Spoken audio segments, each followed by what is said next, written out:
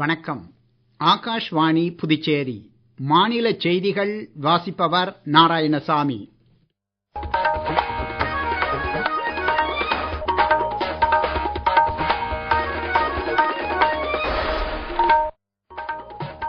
தலைப்புச் செய்திகள்.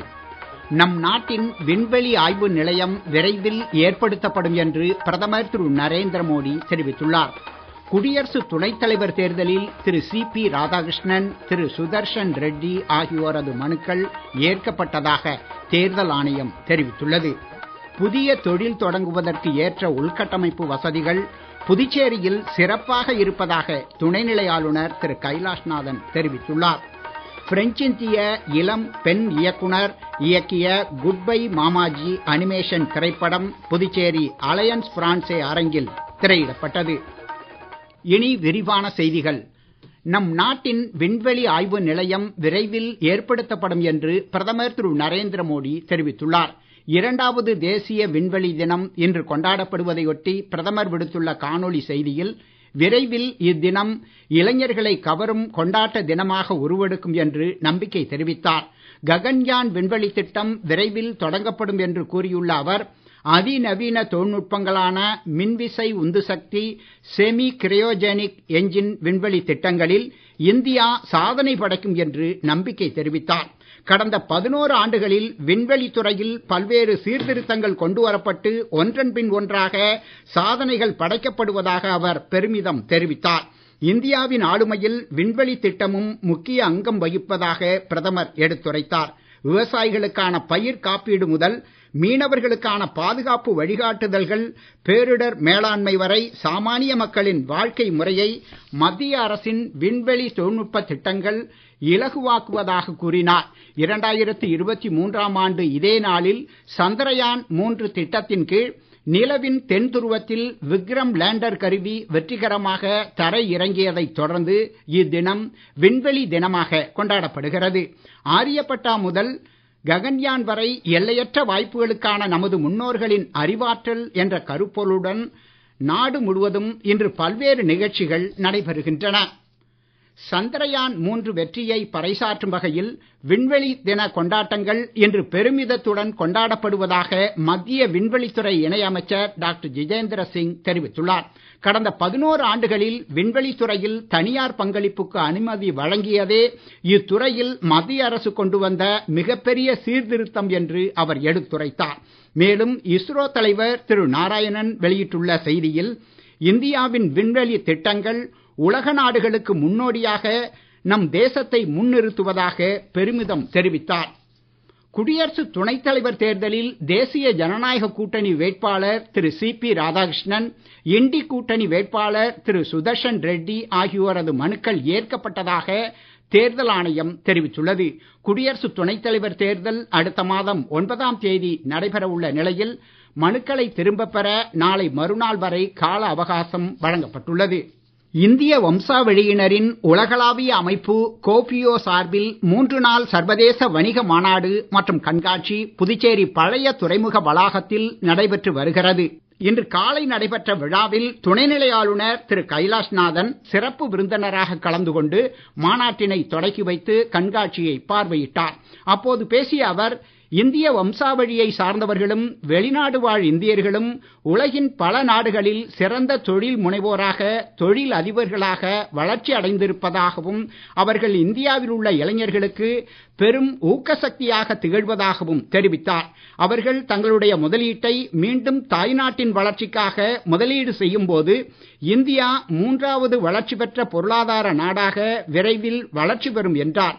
புதுச்சேரியில் முதலீடு செய்பவர்களுக்கு ஏற்படும் சிரமங்களை குறைக்கும் வகையில் அனுமதி விரைவில் வழங்குவதற்கான நடைமுறையை அரசு செயல்படுத்தி வருகிறது என்றார்.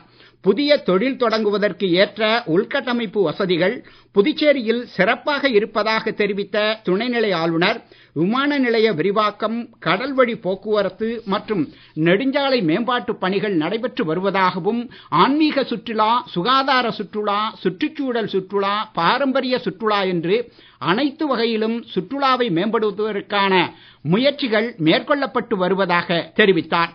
சுற்றுலா பயணிகளால் அதிகம் விரும்பப்படும் இடமாக உலகில் அவசியம் பார்க்க வேண்டிய இடங்களில் பிரான்சில் உள்ள துலஸ் நகரத்தை அடுத்து புதுச்சேரி 2வது இடத்தில் இருக்கிறது என அவர் பெருமிதம் தெரிவித்தார். பிரதமர் குறிப்பிட்டதை போல பெஸ்ட் புதுச்சேரியை உருவாக்குவதற்கான சூழலை அரசு மேற்கொண்டு வருவதாகவும், முதலீட்டாளர்கள் இங்கே முதலீடுகள் செய்வதன் மூலம் பாரத பிரதமர் விரும்பும் விக்சித் பாரத்தை உருவாக்குவதில் முதலீட்டாளர்களும் பங்கு பெற முடியும் என்றார். விழாவில் அமைச்சர் திரு நமச்சிவாயம் பேசுகையில், தொழில் தொடங்குவதற்கு அவர்கள் எந்த ஒரு அனுமதியாக இருந்தாலும் அது உடனடியாக கிடைக்கப்பெற வேண்டும் என்ற நம்முடைய தொழில் முனைவோருடைய அந்த எதிர்பார்ப்பை பூர்த்தி செய்கின்ற வகையிலே ஈஸ் ஆஃப் டூயிங் பிசினஸ் என்று சொல்லக்கூடிய அந்த சட்டத்தை வெகு விரைவாக நம்முடைய அரசாங்கம் அமல்படுத்த இருக்கின்றது என்பதை தெரிவித்துக் கொள்ள கடமைப்பட்டிருக்கின்றேன். சேதராப்பட்டு பகுதியிலே கிட்டத்தட்ட 750 ஏக்கருக்கு நிலங்கள் அரசால் கையகப்படுத்தப்பட்டு அந்த நிலங்கள் வெகு விரைவாக தொழில் முனைவோர்களுக்கு கிட்டத்தட்ட ஒரு 2 மாத காலத்திற்குள்ளாக ஒதுக்கீடு செய்வதற்கு நாங்கள் தயாராக இருக்கின்றோம். தேர்தல் நேரத்திலே பாரத பிரதமர் இங்கே வந்து புதுவை மாநில மக்களுக்கு ஒரு வாக்குறுதியை கொடுத்து விட்டு சென்றார்கள். அந்த வாக்குறுதியை இன்றைக்கு எங்களுடைய அரசாங்கம் நிறைவேற்றி இருக்கிறது என்பதை இந்த நேரத்திலே நான் தெரிவித்துக் கொள்ள கடமைப்பட்டிருக்கின்றேன். நிகழ்ச்சியில் பேசிய அமைச்சர் திரு லட்சுமி நாராயணன், உலக அளவில் நடத்தப்பட்ட ஆய்வில் மக்கள் விரும்பி செல்லக்கூடிய நகரங்களில் புதுச்சேரி 2வது இடத்தை பிடித்துள்ளது என்பது நமக்கு கிடைத்த பெருமை என்றார். சுற்றுலாவை மேம்படுத்த மத்திய அரசோடு இணைந்து பல நடவடிக்கைகளை எடுத்து வருவதாக தெரிவித்தார். மாநாட்டில் பல்வேறு நாடுகளைச் சேர்ந்த தொழில் முதலீட்டாளர்கள் மற்றும் கோபியோ அமைப்பின் பிரதிநிதிகள் கலந்து கொண்டனர். நீங்கள் கேட்டுக்கொண்டிருப்பது மாநில செய்திகள். நேயர்கள் ஆகாஷ்வாணி செய்திகளை உடனுக்குடன் தெரிந்து கொள்ள எமது புதுச்சேரி மண்டல செய்திப் பிரிவின் சமூக ஊடகங்களான @AIR_News_புதுவை என்ற எக்ஸ் பக்கத்தையும், all India radio news Puducherry என்ற பேஸ்புக் பக்கத்தையும், @RNU புதுச்சேரி என்ற யூடியூப் சேனலையும் அணுகலாம். செய்திகள் தொடர்கின்றன. பிரெஞ்சிந்திய இளம் பெண் இயக்குனர் திருமதி டாஸ்லின் ஓமர்கட்டார் புதுச்சேரியின் தமிழ் கலாச்சார பண்பாட்டை பிரதிபலிக்கும் வகையில் குட் பை மாமாஜி என்ற குறும்படத்தை இயக்கியுள்ளார். இது குறித்த ஒரு செய்தி தொகுப்பு. பிரெஞ்சிந்திய இளம் பெண் இயக்குனர் இயக்கிய குட் பை மாமாஜி என்ற அனிமேஷன் திரைப்படம் அலையான்ஸ் பிரான்சேஸ் கலையரங்கில் திரையிடப்பட்டது. இதற்கான தொடக்க நிகழ்ச்சியில் முதலமைச்சர் திரு ரங்கசாமி கலந்து கொண்டு குறும்படத்தை வெளியிட சட்டப்பேரவைத் தலைவர் திரு செல்வம் பெற்றுக்கொண்டார். நிகழ்ச்சியில் பேசிய முதலமைச்சர், புதுச்சேரியின் கலாச்சாரம் பண்பாட்டை அனிமேஷன் மூலம் உருவாக்கி இருப்பது மகிழ்ச்சி அளிப்பதாகவும், புதுச்சேரியின் கலாச்சாரத்தை உலக அரங்கிற்கு கொண்டு சென்றுள்ள இயக்குனரை பாராட்டுவதாகவும் தெரிவித்தார். இந்நிகழ்ச்சியில் சுற்றுலாத்துறை அமைச்சர் திரு லட்சுமி நாராயணன், அலையன்ஸ் பிரான்சேஸ் தலைவர் டாக்டர் சதீஷ் நல்லாம் உட்பட பலரும் பங்கேற்றனர். தமிழ் பண்பாட்டை பிரதிபலிக்கும் இந்த குறும்படம் 20க்கும் மேற்பட்ட விருதுகளுக்கு பரிந்துரைக்கப்பட்டுள்ளது. ஸ்பெயின், மலேசியா நாடுகளின் விருதுகளையும் இக்குறும்படம் பெற்றுள்ளது குறிப்பிடத்தக்கது.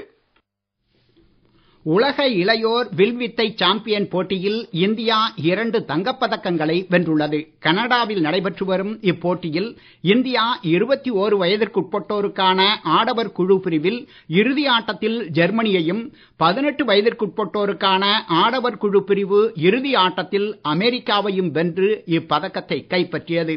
18 வயதிற்குட்பட்டோருக்கான ஆடவர் ஒற்றையர் பிரிவில் யோகேஷும், மகளிர் ஒற்றையர் பிரிவில் ஷர்வாரி பிரீத்திகா ஹம்சினியும், 21 வயதிற்குட்பட்டோருக்கான மகளிர் ஒற்றையர் பிரிவில் சிக்கிதாவும் அரையிறுதிக்கு முன்னேறியுள்ளனர்.